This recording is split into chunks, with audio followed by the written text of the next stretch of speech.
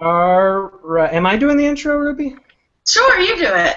All right. Sorry about that, guys. We are late because Ruby had to pee. She has this every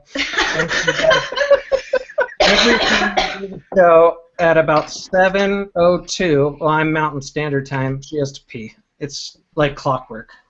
Sorry. Anyway, thanks for joining us for another Reviewers Q episode. Sorry it's been a while, guys. This summer's been pretty crazy. I am here with my beautiful co-host.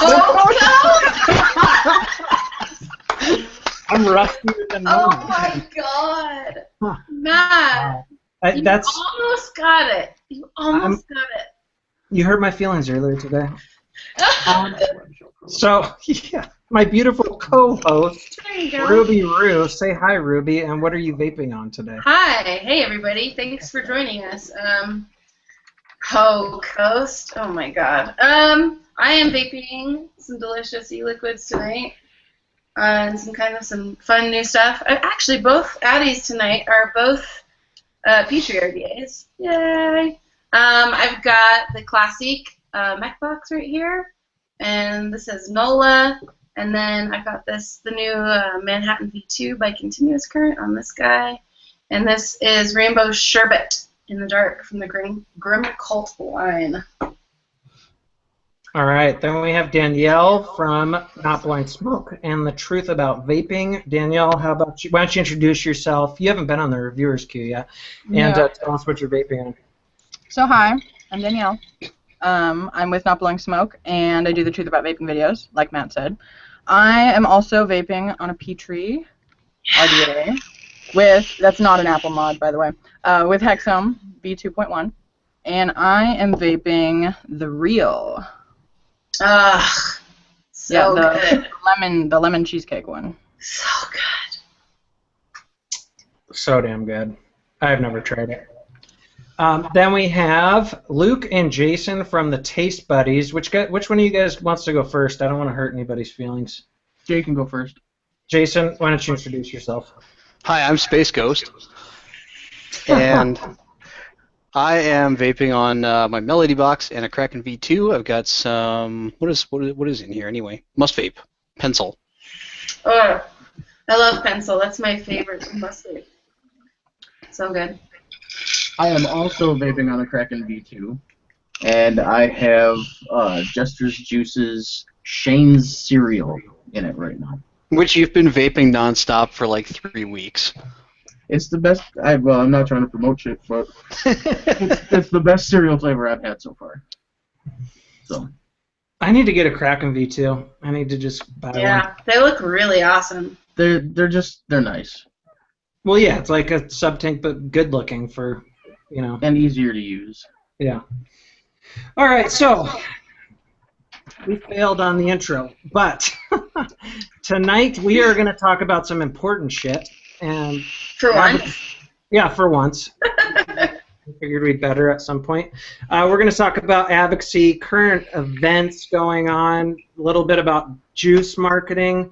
I'm going to hopefully not stick my foot in my mouth too many times and say controversial things that are going to come back and bite me in the ass. No, Matt, no. It's inevitable. Like Ho-Coast? Yeah, like Ho-Coast. Hashtag Ho-Coast. That's your new nickname. I'm gonna make you a Ho-Coast lower third. That's why I said introduce myself as Space Ghost, because I was just thinking of MF Doom. How the hell? So, just for those of you guys that don't know, the panelists here are pretty active in the advocacy community. Jason, obviously, you know, he has a YouTube channel, but he's also got a show with Stefan Didek. What's the name of your show again? Attainable Advocacy. Ouch. Attainable Advocacy. I'm sorry. It's an all-stage show. Matt, he's bleeding now. Ask Danielle. I always get the truth about vaping wrong too. That's like, true. I'm fucking awful with everything. I don't even remember my girlfriend's name sometimes. Matt, you should just quit now. I'm getting old. Getting really old. Anyway, Attainable, I should have wrote that down. Attainable Advocacy, I actually have watched multiple times too. So he's pretty active in that. You're active with Not Blind Smoke as well, right?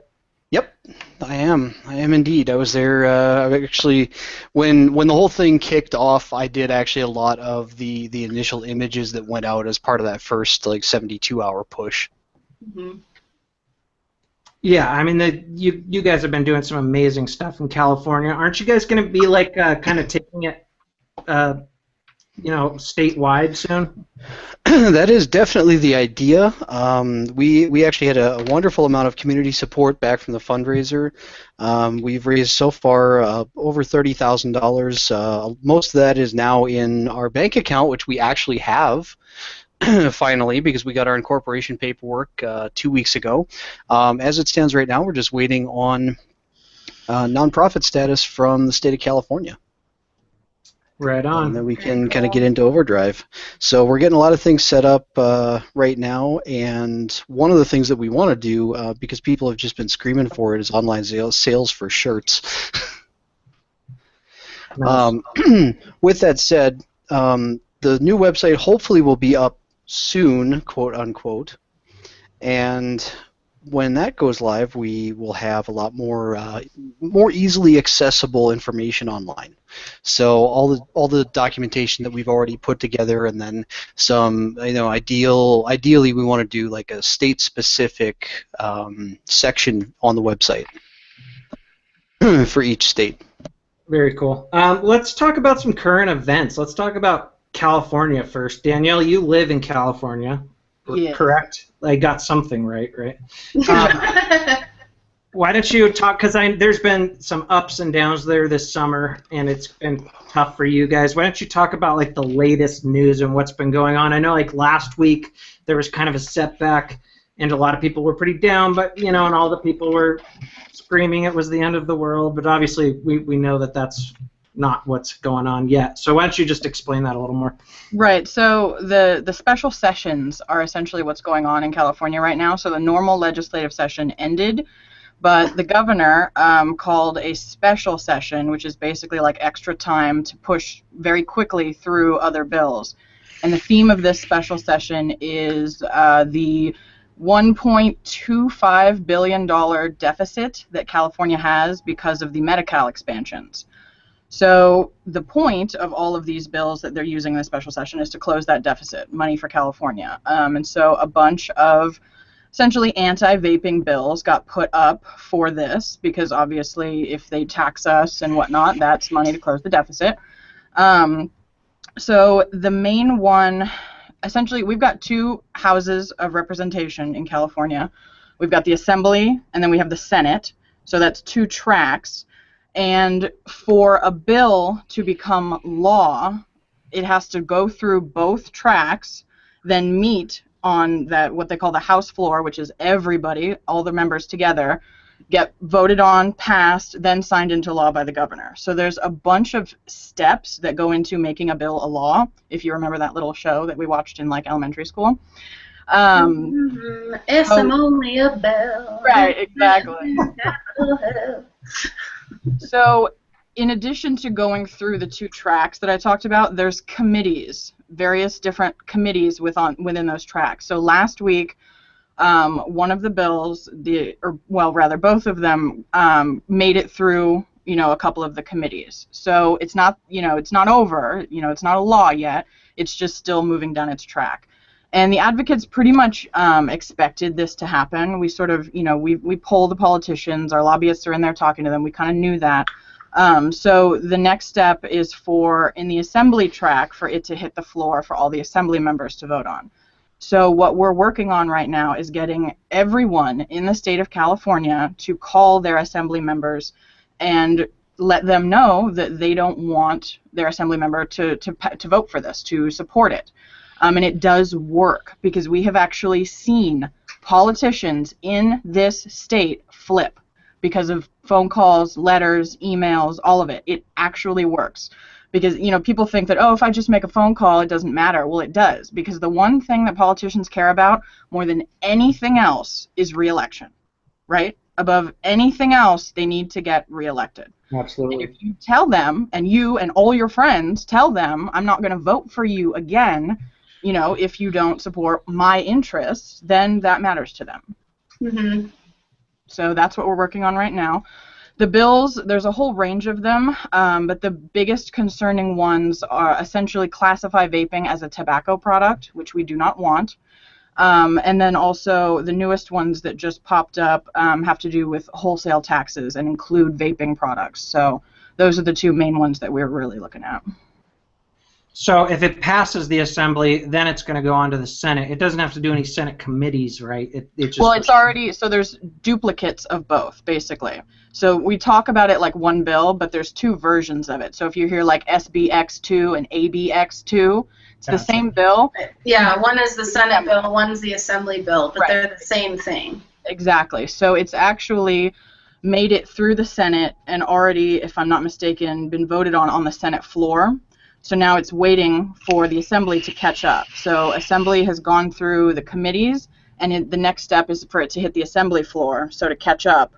And then they merge together into a little union to become one, and then all the Assembly and Senate members have to vote on them. So the thing is, calling your Assembly members and your Senate members still works, you know, because all of them still have to vote on it in the end. So keep making the phone calls. Do it, because it actually works.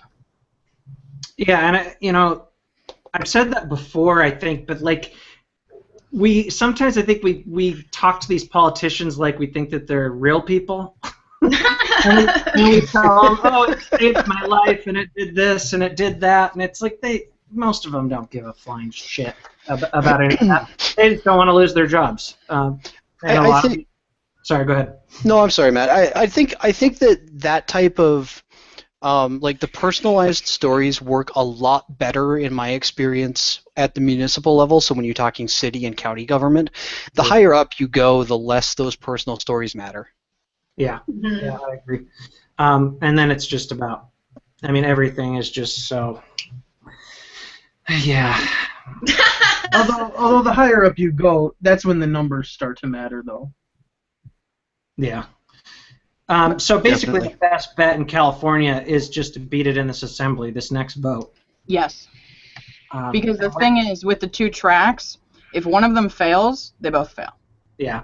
Now, when is that next vote? That next vote, I don't, and Stefan's in chat, so he can correct me. We don't know yet.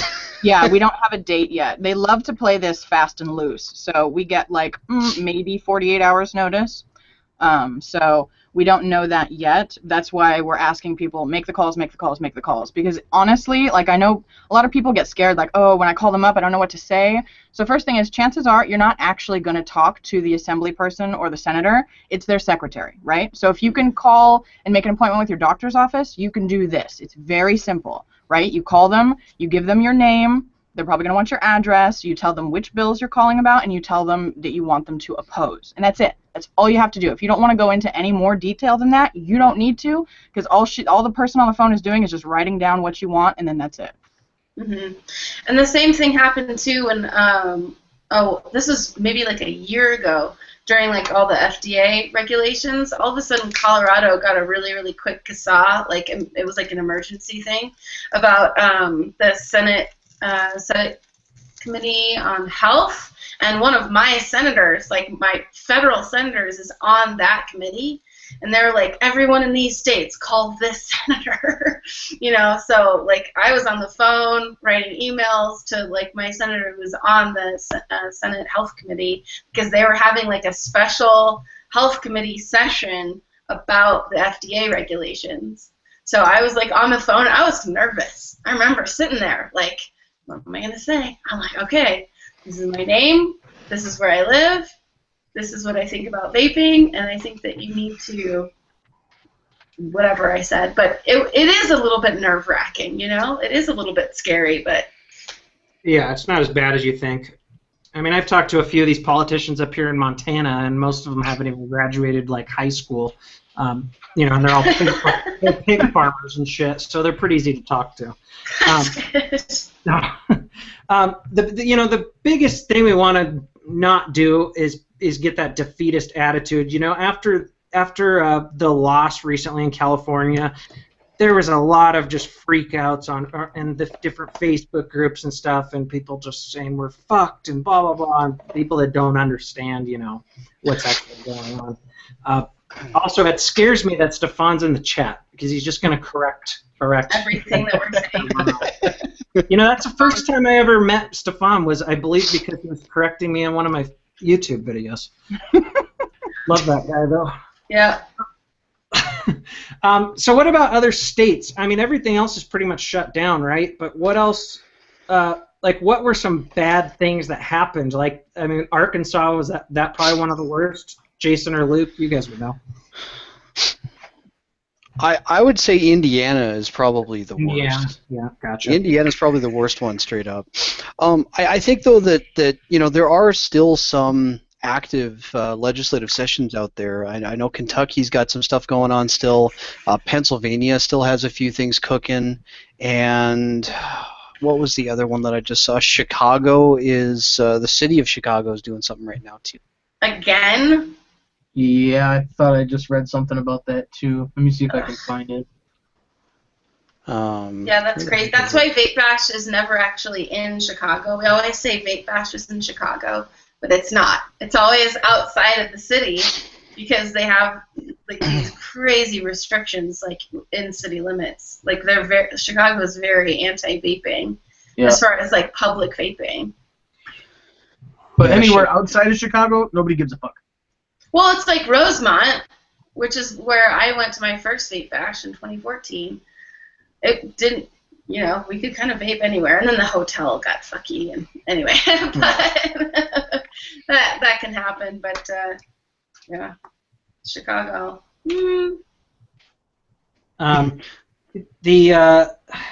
Let's talk about other, some of the studies that have come out, because there's, around Facebook recently, the last couple of days, there's been the good one that I saw you posted, Jason, but then there was the, it wasn't a study, but there was also the news about CEH right. suing. Let's talk about that one first. We'll save the good one for after that.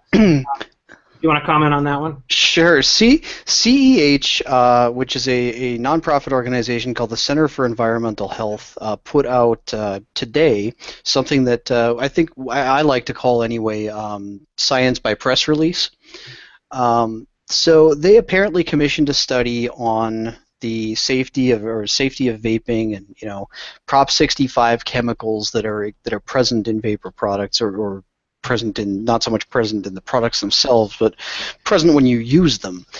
So CEH is apparently going to start going after a bunch of people, a bunch of different companies, mostly cigarette manufacturers, for aldehyde content, so formaldehyde, acetaldehyde, and stuff like that. The problem is that their press release is pretty much a list of every single anti-vapor argument put into one spot, using all of the same talking points that we're used to seeing. And so the testing that they did was almost certainly done on a smoking machine. And I think we all know that How those work. Smoking machines do not reflect real-world vaping conditions. I think Matt especially knows this because he did an entire video about the concept of vaping a CE4 at 5+ volts. 5 volts. That did happen. Yummy. And that's, dry hits are good, right? Yeah. So they're basically saying, well, we did this testing, and we found in our testing that we paid for that a bunch of these different brands had levels of aldehydes that exceed California safety standards. You guys may remember from a couple months ago when CEH sued several vaping companies, and they sued them for not having Prop 65 warnings on their products. This is the same group. Yeah. Incidentally, did that go anywhere? The one that happened before? To be honest with you, I'm not sure. I would imagine it's still pending because I can't imagine the California court system is Yeah. Super. You're right. I think Oh it's yeah. The California court system is has a notoriety for being glacially slow.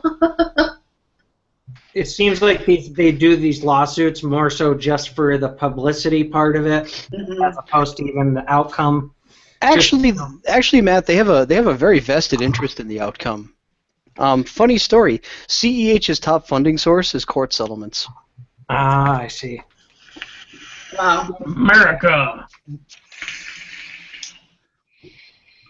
The well, you know, with these smoking machines, there is just so many different things that could happen. And they're not saying how it was used. They're not saying what juice was used in what tank. You know, if they put a Max VG juice in a CE4, obviously that's not going to wick. And if you put it on a smoking machine to take a puff every 10 seconds, you're going to burn the fuck out of it. So there's just so many variables involved that we don't know about. And so it seems like, you know, if this did go to, you know, if this was a court case before a judge, I don't know. It'd be interesting to see the outcome for sure. Yeah, I mean, definitely not a lawyer, but I think that there's quite a few different avenues that they could pursue to defend against that. I'm sure they probably did a little bit of research and got themselves some nice China juice to put in their little CE4 that was made in some crazy laboratory. And the other thing I don't understand is that some of them, I mean, they're going after hardware manufacturers. Like I recall Joytech being listed. Yeah, in there as Joytech well. is one of them. Well, Joytech has a juice line too, but they didn't state whether or not, you know, it was because they're going after like Totally Wicked too, and they're a hardware manufacturer. And so, like, yeah, how would you even do that? Because it's, again, variables. Like, we know that, you know, when there's combustion, these aldehydes could get produced, but can you blame it on the tank manufacturers, or would you blame it on the juice? It's just, who knows? There's no precedent either way. There's too many. Yeah, it doesn't really make a lot of sense because you don't honestly have to do multiple tests on the same juice using different devices at different wattages. Like, and no study has the funding to be able to do like every juice on like e-liquid, and like multiple setups. Like, there's no money for that, so they're choosing this like smoking type of a smoking machine to replicate vaping, which isn't actually accurate, and so it's going to possibly skew results. So I don't know, man. I'm almost certain, because I read the whole thing on the CEH website today, and I'm pretty sure they're going after hardware. So, like Sean in chat just said, Totally Wicked has a juice line too. But the way they had it out, they had it laid out to where they used 50 refillable tanks, 17 Cigalikes, blah blah. I don't know if those are the exact numbers. So the way that they had it spread out like that made it sound like they were going after the hardware even more so than juice. So I don't know. It'll be interesting to see what happens there. Let's change the subject from that bullshit. Let's talk about the American Association for Cancer study, and maybe like the what's been going on in the UK too, because that's kind of good news. But then I know a lot of people are also scared about possibly having to get a prescription to have an e-cig. Can any of you guys comment on the UK stuff? I don't think I'm qualified to answer any UK questions. Well, you should be. Just put on an English accent and then talk. You'll be fine. Yeah, no, their hate mail will ensue. I'm not doing that. I did hear about that, about having to have a prescription, and how are you going to regulate that? My understanding, and I still haven't read the entire 111-page report, but my understanding is that basically they're saying, yeah, vaping is a very good potential tool. Smokers can and should use them to try and cease smoking cigarettes. But then part of the report also goes on to talk about medicinizing these products. Which, if you're talking about turning something into medicine, quote unquote, the only real format that could take also happens to coincide with TPD restrictions over in Europe, and that largely is going to mean SIG-Likes. Because I don't see in terms of a pharmaceutical application, I don't see how you could possibly do an open system and have it meet any kind of testing requirements. Well, I don't know about that. I'm talking to get it approved as a medicine. Well, now let's just look at standard medicine right now. Have any of you ever used a nebulizer? Yes. A nebulizer is an atomizer, basically. It works in a different method, but it atomizes a saline solution with medicine in it that you then take in, much like we do with our e-cigarettes, and that is used. They have little, rip and drip vials of how much medicine is in there. Yeah. Granted, you're taking it at much lower levels than you would what we do with nicotine right now, because it's like 15, 20 minutes you have to sit there with this huge plastic dong hanging out of your mouth. On your face. If you have that. Otherwise, I have the face one. The little duck mouth. I have the face one. See, I don't have that. I have a duck mouth one, which I haven't had to use my nebulizer since I started vaping. I've only had to use it once. That out there. I haven't had to use it once. But before he started vaping, it was the only way to shut him up. I mean, who doesn't want a huge plastic dong hanging off their face? Sounds like. I mean, seriously, it had a sack and everything. But if they can administer medicine that way, then I do believe that they could figure out a way how they're going to do it. It's still an open-ended system, kind of like what we're doing. It's just a little more. Possibly diluted. Either way, it's going to kill the industry. Yeah, I mean, you wouldn't have anything remotely resembling the kind of consumer choice that we do right now. For sure, and because there's no it goes back to the studies. There's not a great way to verify the testing on different e-liquids and different devices without having to put everything through its paces using this NIC or this e-liquid and this device. Like, there's so many variables. There'd be no way to control it, and that's what, especially in the EU, they want to control it. So it's a lot easier to control something that looks like a little cig-alike. So yeah, I mean, if it was medicinized, it would be like Pfizer would make it. It would come in 4 flavors, cherry. Oh, it cherry probably wouldn't come in flavor. It wouldn't be flavored at all. You would just end up having to put it in there and take it as it is. No, because flavors are evil. Everybody knows that. Yeah. Yep. Flavors so are it's evil. Like it was a good and bad outcome to where, it was great to see a government actually come out and say, hey, we see that these things are a lot safer. I think they said 95, 96% safer. The 95%. Yeah. Yep. And it said we see, we've proven to ourselves that they can help people to quit smoking and blah, blah, blah. So that was cool. We haven't seen that really happen. Right. But then at the end they throw in this whole, medicinized thing, and it's just that's...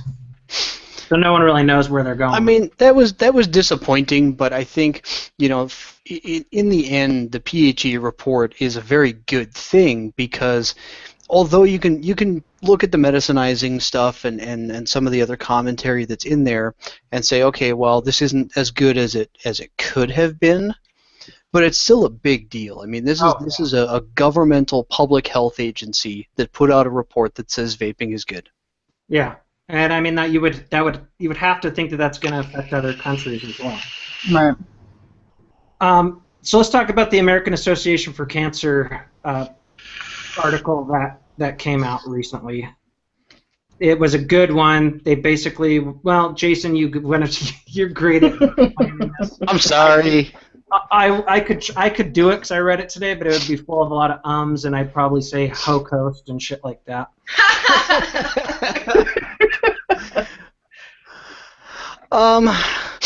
So I guess they tested these. They did. It's a small scale study. It looks like I'm just kind of skimming back through it here.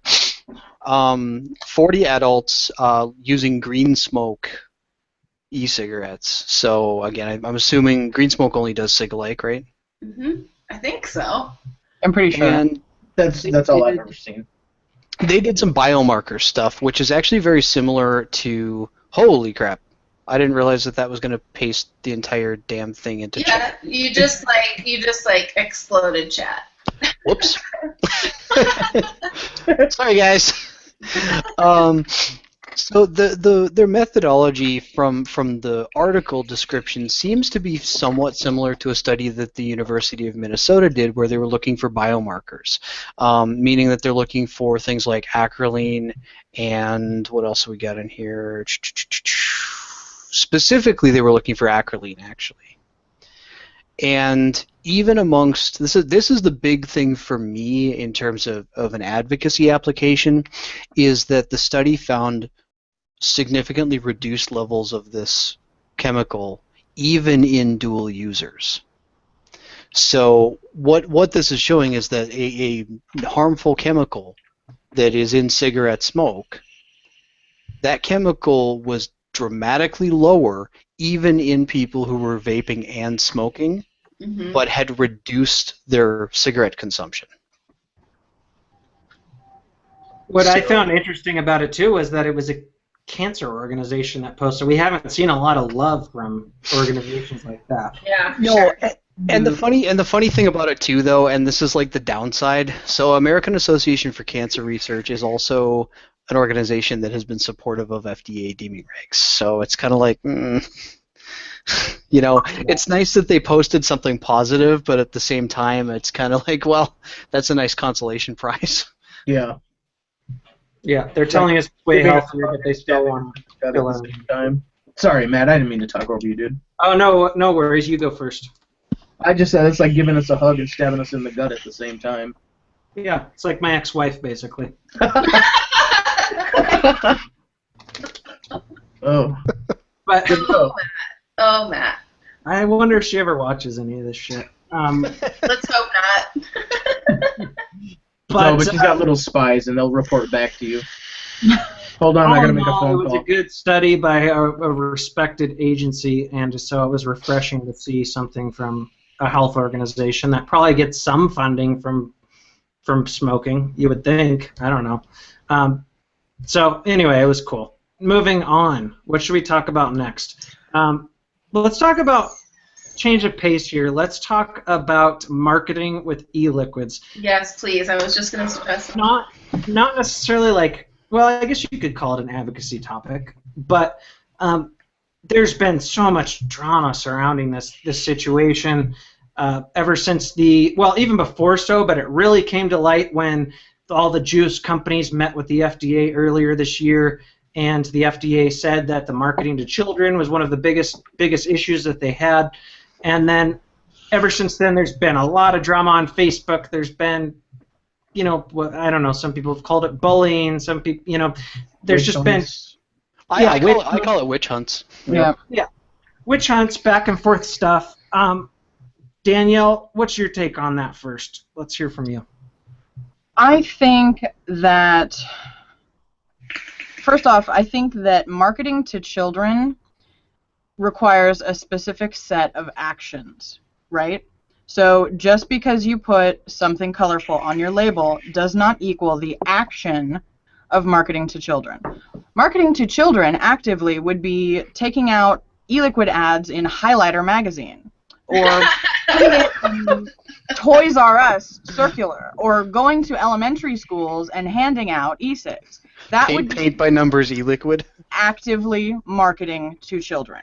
So, I think a lot of that is a little bit blown out of proportion, and I think that when politicians and stuff talk about marketing to children, it's a little bit ridiculous, because nobody in the industry is doing any of the things even remotely close to what I listed, right? So then, it comes to, well, if you put cartoony stuff on your labels, is that asking for it, or is that making matters worse?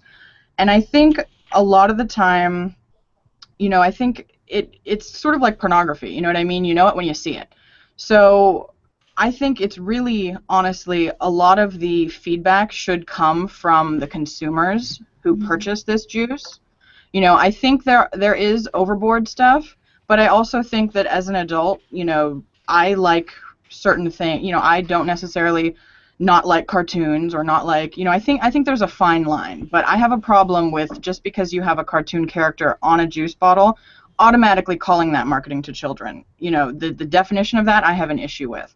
Now, there are things that juice makers should not do. For example, trademark infringement is something that a juice maker should not do, is something that a company in the world should not do, right? This is basic business 101. That is a no-no. That makes us look unprofessional.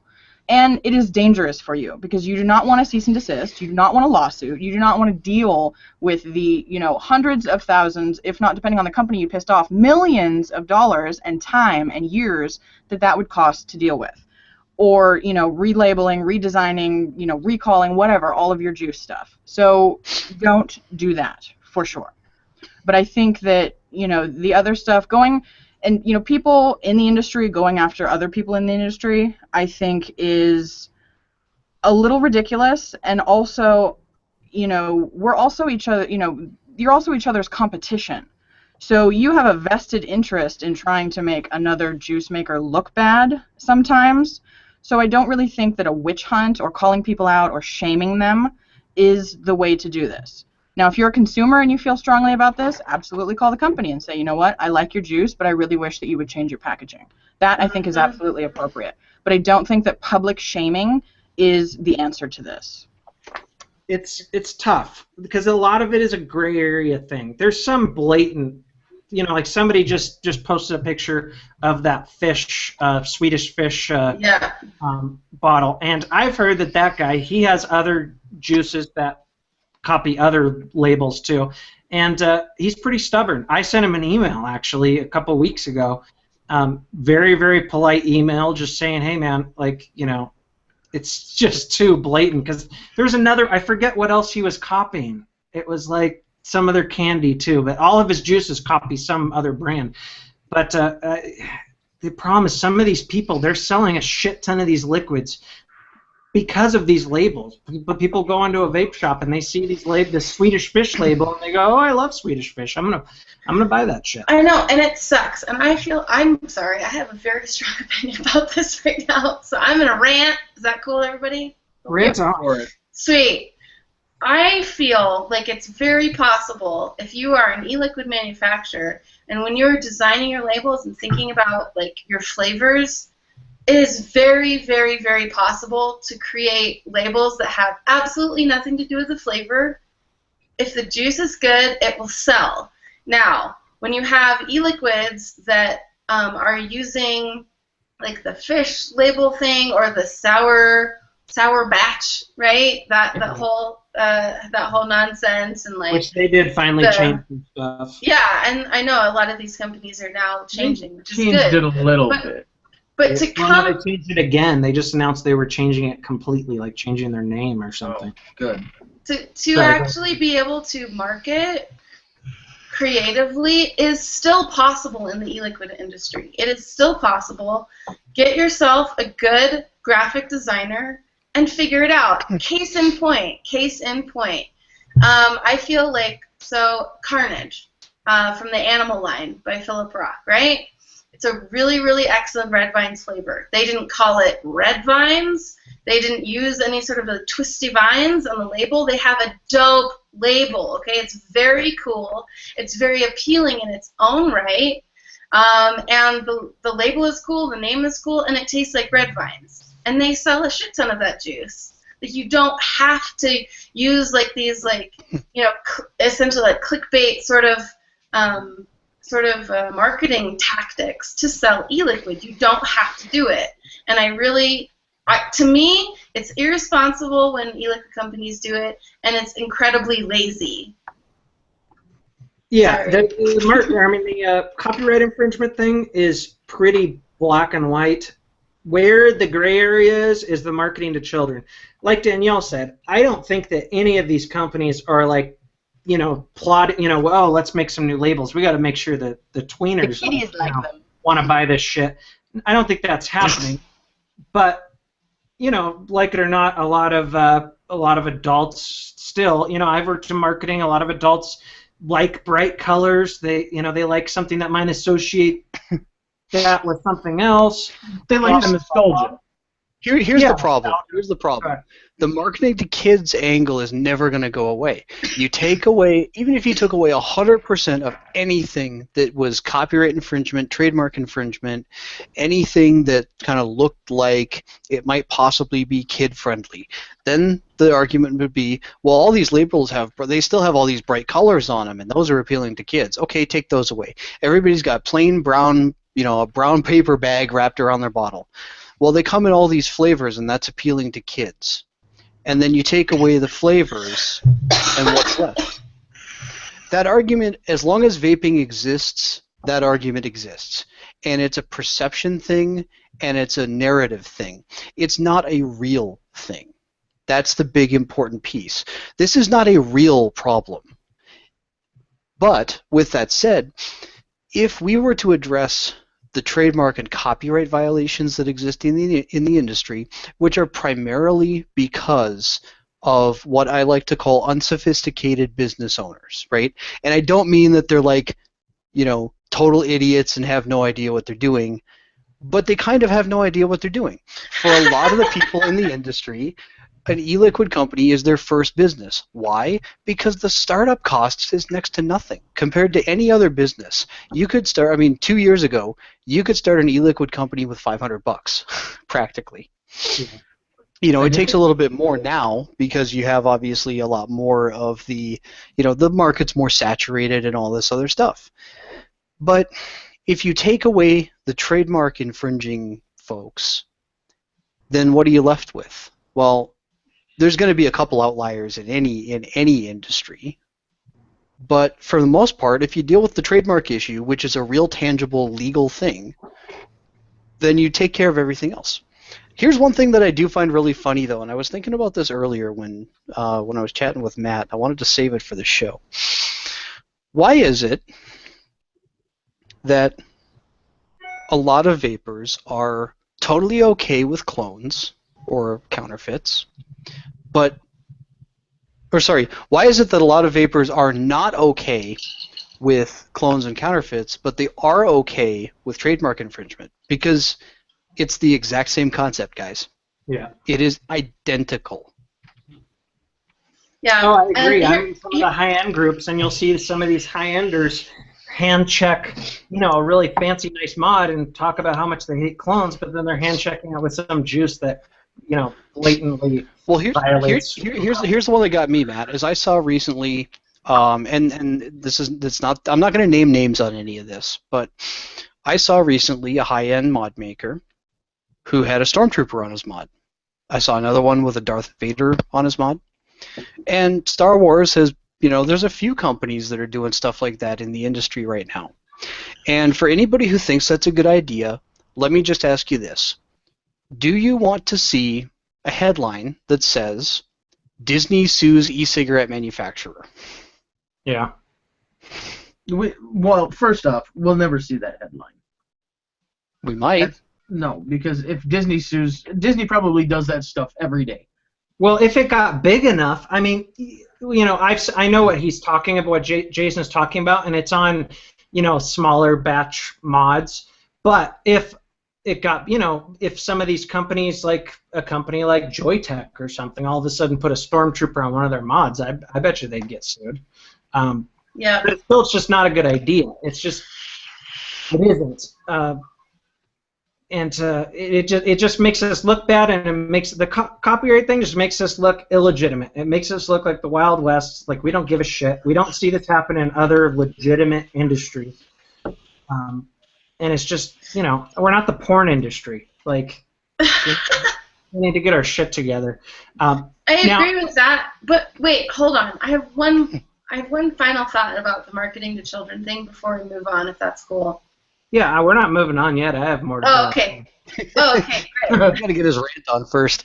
I have one more rant, and it's short. And I think Danielle actually, talked about it and explained it really well. Like the whole marketing to children thing. Obviously, no one's actively marketing to children. Like I don't think any e-liquid company is actively marketing to children. However, I do think that it is like pornography. Like you know it when you see it. And the thing that I always remember in my head is, do I want like a senator or an assemblyman or a person, okay, a representative of a government, whether it be like municipal or state level or federal level, do I ever want to see them holding up an e-liquid bottle? Well, and these are bad examples because they're all aftermarket bottles, but do I ever want to see them holding up an e-liquid bottle and saying, cartoons, this looks like it's for kids? Like, I never want to see that. I never want to see that on the internet, on TV, an assembly person holding it up and saying, really, vaping industry, this is your product? This is what you're saying isn't marketing to children? I think not. And I think that same thing goes for trademark infringement. So whenever I think about it, like Ruby's got good labels. Ruby's got really nice. They're clean. They're refined. So thank you. This is the old marketing label. to Bed Bath & Beyond customers. She's kind of got. After I vape it, I want to just put some in my hands and run it through my hair a little bit. It's kind of got a lotion look to it. It has a look. You think my e-liquid labels look like lotion labels? Like it's got kind of a botanicals type. They're classy. I love your label. They're classy. Now, oh my gosh. we switched away. We've actually shut down our website and everything until we get everything cleared out. But these are the labels that used to be on my juice. And they've got this little atomizer guy. I don't know if it can focus properly on that. And he's a cartoon. Okay. And we got rid of him. This represents like the very last of the batch of the cartoon labels. We actually stopped producing them 2 months ago, but we just had some left over. And that, I was one of the first. As soon as this became an issue, I was one of the first ones to just go, you know what? I don't even want anything to do with this. Yeah, and you change your label. You change your label. It's not super hard to change a label. Yeah. Well, exactly. That's the thing is with these like I was saying with the copyright stuff, that's black and white. But with the marketing to children and colorful labels, it's a gray area. But if you think it might, then it's just better off to change it. Like the Wacky Pony. This is one of their old labels, but they just changed it, probably for the best. It had a cute little cartoon character. Does it hurt me or bother me? No. But I can see how somebody can use this as propaganda against us. Like Jason said, they're always going to say that we're marketing to children no matter exactly. what. And that's better be I think that labels should just be just don't even bother with it. Just make them not cartoony that you're not giving them anything to fuel their bullshit propaganda. That's all I'm saying. Let's not fuel the fire. The way that I put it a couple months ago was, look, you're not going to take the gun away, but you can take a couple of the bullets out. Yeah, absolutely. As far as the witch hunts and stuff, I agree with what Danielle said. It's definitely not another company shouldn't do it because it's just going to make them look like they're, it's their competition. But if you're a consumer and you like an e-liquid and you don't like their labels, you should definitely tell that company. Some of them, people have been trying to get them to change nicely, and I don't know, maybe a public shaming is like the last resort.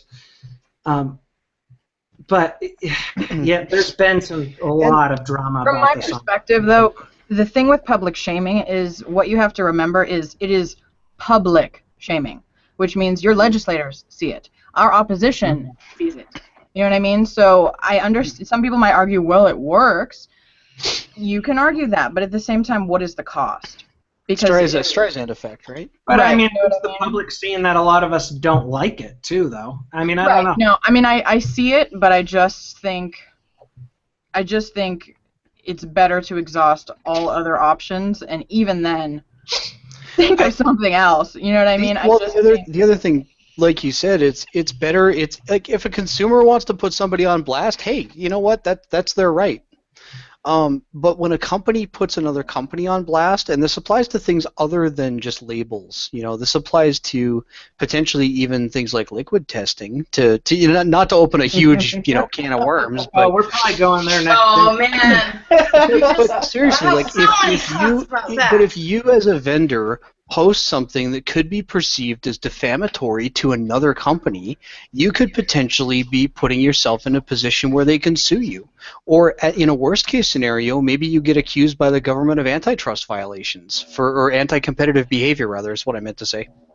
I mean, Yeah. speaking with your wallet is always going to be the bottom line. Because Absolutely. you know what I mean? If you're a consumer, if you're a shop owner, if you're a distribution company, if you see it and you don't like it and you refuse to buy it, and everybody does that together, they will be forced to change the label if it, in order to survive. I mean, that's the strongest thing, even more so than public shaming, I think, is if it comes to that, then speak with your wallet.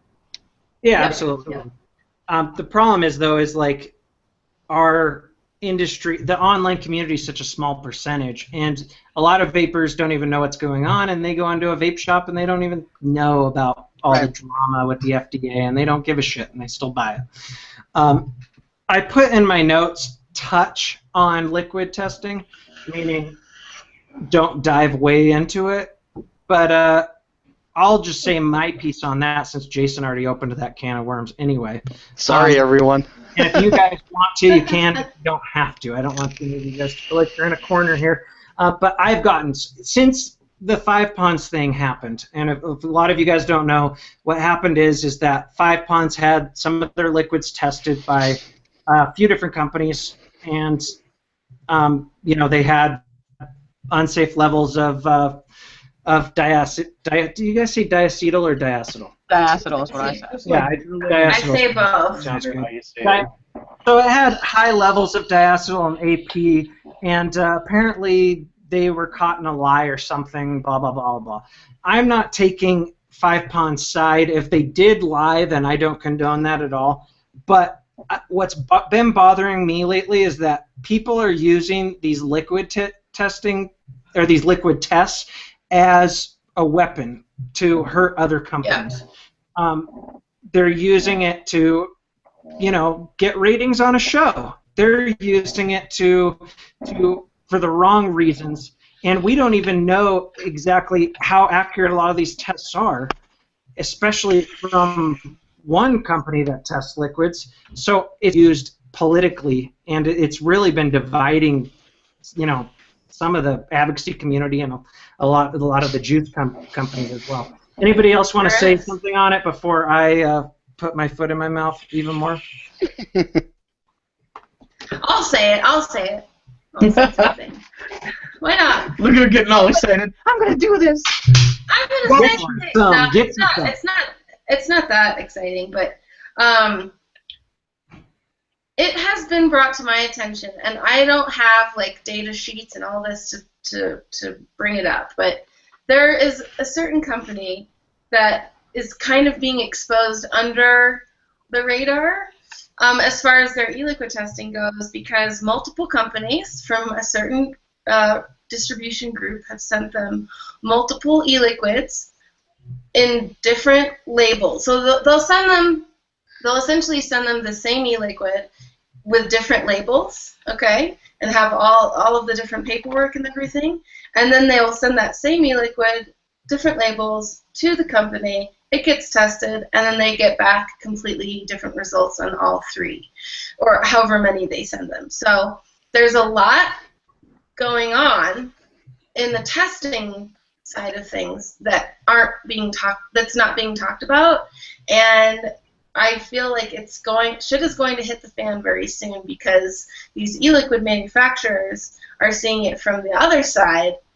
They're essentially like testing the lab, and shit's gonna hit the fan. That's all I'm gonna say. Well, being that I'm the only person currently on the show who has never worked in the industry in any capacity except advocacy, I feel compelled to talk at least a little. I'm gonna talk around it a little bit too, because obviously there's Just dip your toes in a little bit. yeah, I'll just kick my toes in. Just a little bit. Just dip them in. Just dangle So, them, Jay. Dangle them. We've seen several different tests of a couple of different lines now that had different results. And I think that when we come down to the testing methodology, that's the important part. If we can standardize the testing, then it becomes a lot more relevant. If everybody's using the same standard, there's a developed protocol that the industry as a whole agrees to, then we can look at that. At the same time, I also think that from a consumer perspective that we have the expectation, or we should have the expectation, of making an informed decision. The point of vaping is to not be smoking anymore, right? So you know that you're reducing the amount of potentially harmful chemicals that you're taking into your body, and I think you should be able to make an informed decision about that with vaping too. But diacetyl and AP are not the only things to look at. When you talk about vaporization, there's other things that are byproducts, right? Mm-hmm. It's not just the two diketones that are most commonly talked about. There's components in the flavorings, and there's been a couple of studies about that. There's one that's been floating around recently again. I think was it either LA Times or New York Times put something out about that this week. And you're really just looking at a portion of what could be there. And I'm not saying this to be all like fear-mongery, because, I mean, personally... Did he just cut out? Yeah. Yep. Yeah, you cut out. I just... You were saying, I mean, personally, and then... I said, oh, that's perfect, that's perfect. Personally, I pronounce diacetyl delicious. I mean, for me... You're not allowed to say that, though, Jason. Well, no, but here's the thing. Me personally, right? Not, like, outside of Not Blowing Smoke, outside of advocacy, for me personally, I know what this stuff is. I know that there is a potential risk, and I don't really have an issue with vaping liquid that has diacetyl in it. Is that the right decision for everybody? Probably not. There may be people who have sensitivity to it, or somebody in chat says cinnamaldehyde, which, yeah, obviously there's a lot of people who have sensitivities to that. But there's people who have PG sensitivity too. So it's all about being able to, as a consumer, make an informed choice. But from the business side of things, you can't use these things as weapons. It's not a good... I mean, it makes you look stupid, for starters. But more so, you run into anti-competitive behavior and the possibility that, as a business, you could get sued by somebody else for, effectively disparaging their business with data that is potentially questionable. We'll say that. Sure. Well, there's multiple problems with it in my mind. First off, we don't trust the testing yet. There's issues with that, obviously. A lot of people don't want to open their eyes to it, and there's a lot of arguments within the community about that, but in my mind, it's not accurate right now from some of the labs. Or it's not trustworthy to me. But then we also have the issue that a lot of the science right now is just speculation. We don't even know. We know that some bad stuff happened in some popcorn factories, a few cases. We don't even, they're saying there could be more cases that were misdiagnosed. We don't even know what the threshold really is. We don't even know if it was that, to be honest. Exactly. They can't prove that it was that. They just said, well, this is what they're working with, and this is what happened, so we guess it's that. But at best right now, we're looking at NIOSH guidelines or OSHA regs which are based on continuous workplace exposure, which is a Right, really right. different, A completely different situation. different situation from how we're using it. And That they're said, talking about the powder too, not vaporizing it. but with that said, of changes course, I things. mean we're directly inhaling this stuff. You know, this also isn't a workplace scenario in the sense that it's just sort of in ambient air, where the concentrations are likely to be less. You're talking about, I mean, I don't know. I don't know the answer to this one, to be honest with you. Yeah. Yeah, same here.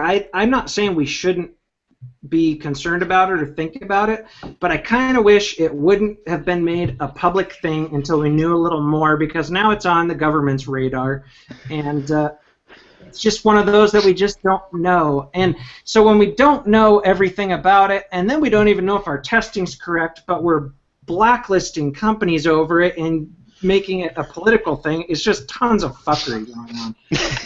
Tons of fuckery, huh?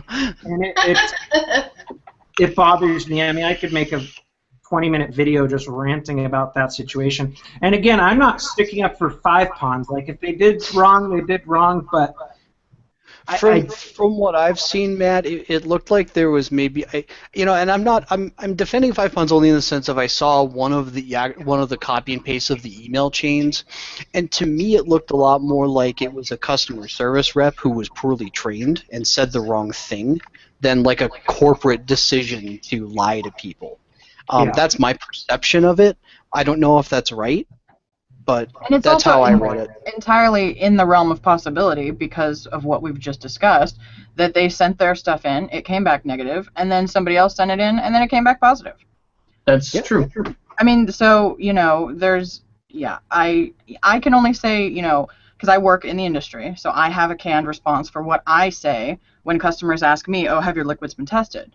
And my response is, until there are methods of testing that are actually reliable and accurate, no, I do not have test results for you, and I do apologize. I think that people should be given all the information that is available, and they should be able, as adults, to make a choice for themselves. Mm-hmm. However, I can't give you accurate information right now.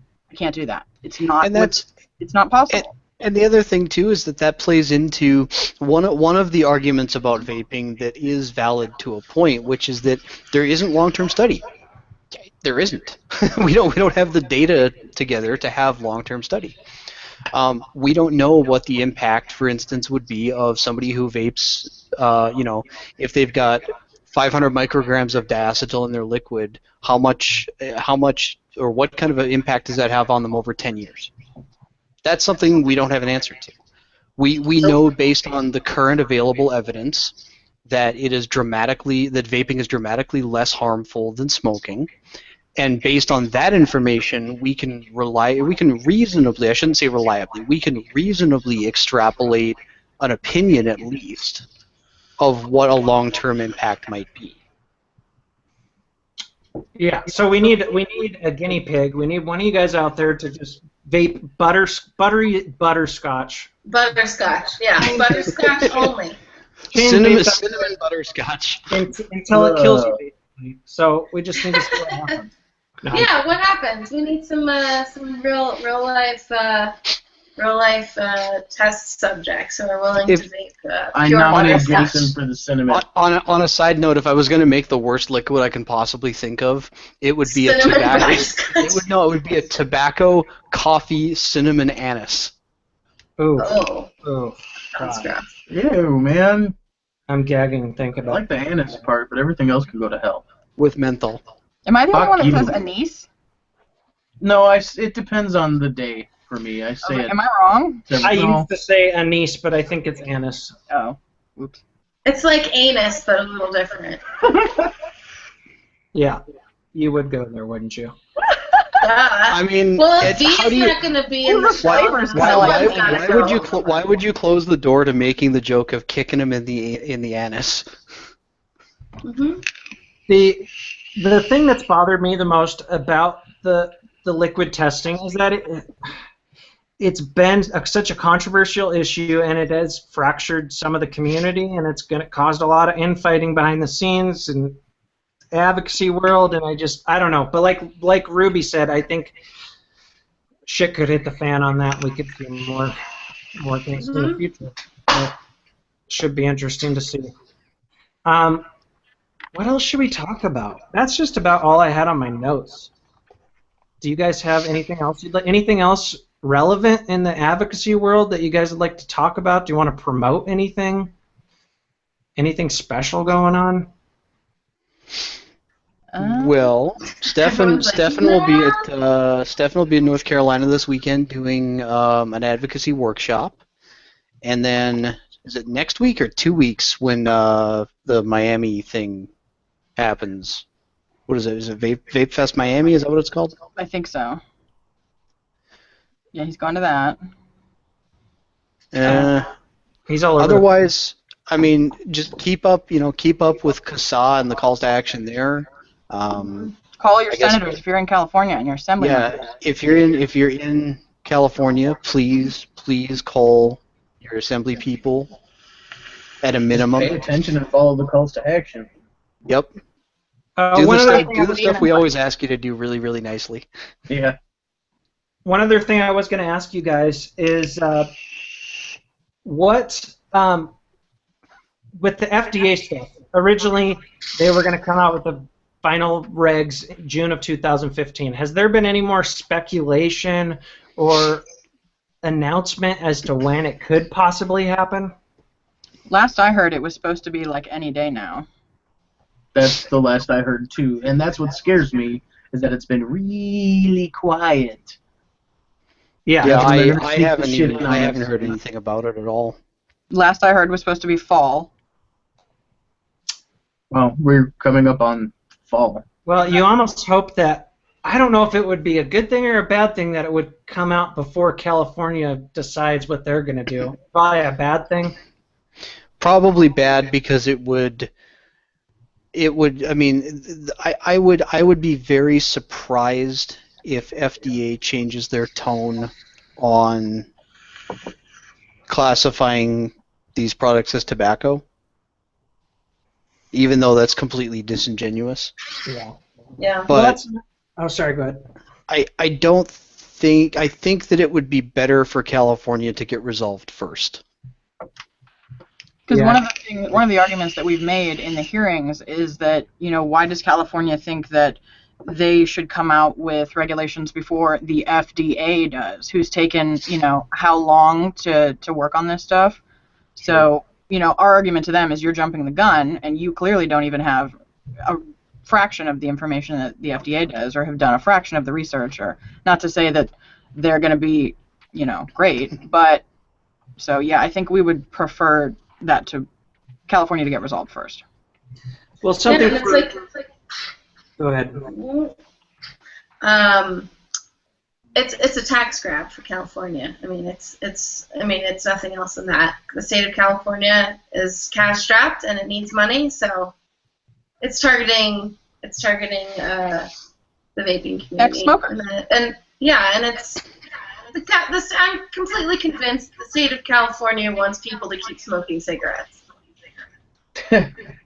that I believe that's true too. Well, they need a whole, They're going to go bankrupt if everyone quits. That's exactly.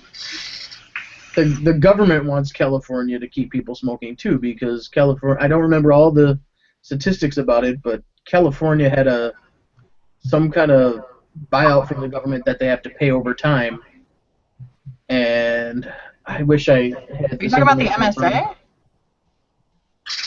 No. Oh my God, I can't even remember all of it right now. But the tobacco companies owe money for something. The MSA. Yeah, that's MSA. Was it MSA? Yeah. So I made a video about it. You should watch Danielle's video. Apparently, I am not up on videos. Yeah, I apologize, darling. 42 attorney generals of 42 states sued Big Tobacco, and they came up with a settlement, which is called the Master Settlement Agreement, which essentially says that the Big Tobacco companies have to pay these states, a certain amount of money over time dependent on their sales. So when tobacco sales go down, the states stop getting money. And a number of the states have already reported that because of the decline in said money coming from big tobacco, they are going to have to, pull money from other resources or go into deficits because California specifically. Just start taxing vaping products. Vaping, exactly, because that's where they're going. But these states took out bonds, which is basically like a loan, for the amount that the tobacco companies were supposed to pay them, because who wants to wait for your money? You want it all now, right? And now they can't pay them back because that money that they thought was coming from big tobacco is not coming. So, yeah. That's a big issue with like the vice type taxes, is that you get the government hooked on that money. Yeah, the sin tax, sorry. And then they need people to keep doing that. It's counterproductive. I mean, it's kind of a weird cycle because it is. The agencies that fight tobacco usage and are funded by tobacco sales. So wouldn't it be in their best interests to be in? Because if they succeed, right? If they get everybody to quit smoking, they're out of funding. The program goes away. But those people probably want their jobs, so it's a little odd to me. Yeah, and as far as the FDA stuff too, something for people to keep in mind is that if it comes out and it's bad, it's not the end of the world. It's not going to happen right away. There's probably going to be lawsuits. There's going to be really what, in my mind, what our best ally is time, because this shit's going to take a long time. In the meantime, there's going to be more and more people vaping, and hopefully we can just get this thing too big for them to do what they want to do. We shall see. So I think that's about it. Make sure you guys check out the Taste Buddies YouTube channel, the Truth About Vaping YouTube channel. If you guys want to put your links in the chat, you can.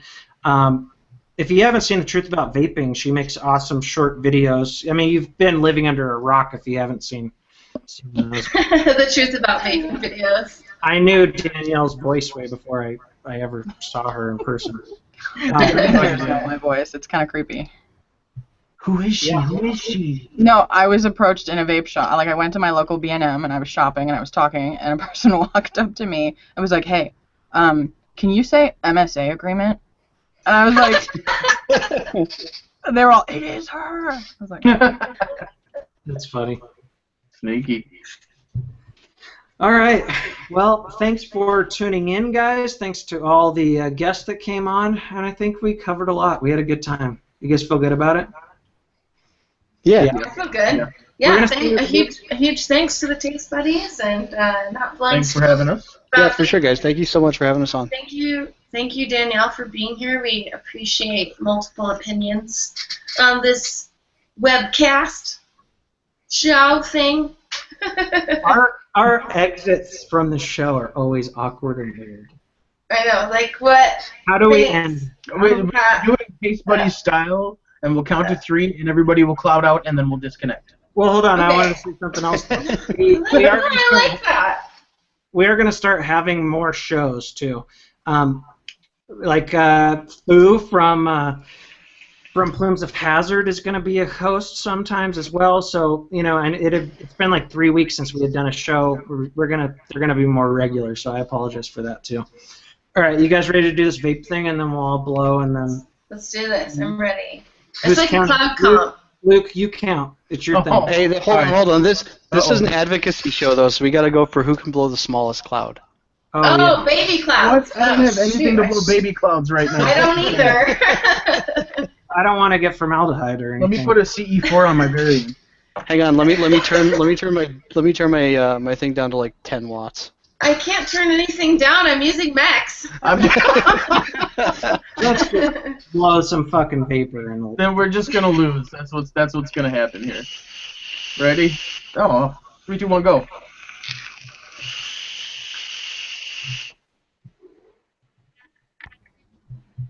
Oh, I forgot to press. Shut up, Jason.